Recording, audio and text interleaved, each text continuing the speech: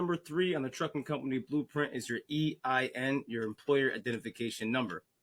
So an EIN is required for essentially every business. This is how the IRS tracks and taxes you. So EINs are the Social Security equivalent for businesses. So you need an EIN for business bank accounts, for filing for business loans or grants, establishing business credit, and then it also provides some privacy since you don't have to use your Social Security number.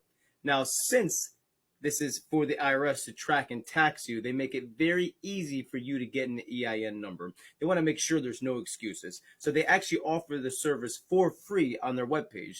Now, some people have trouble navigating that, or some people just don't know any better. And that's why these companies offer this service. So you can get it done for anywhere between $60 to $100. Now, guys, if you're interested in saving money and you want to know how to do it for free, well, I do a walkthrough in my school community, guys. So feel free to jump on in and join me. I have a walkthrough step by step so you can save some money and learn how to do it yourself. And also, I have some additional resources there to help you as well. But if not, guys, these companies right here, they do offer service for you for a fee. And either way, you just got to get it done to get on to the next phase.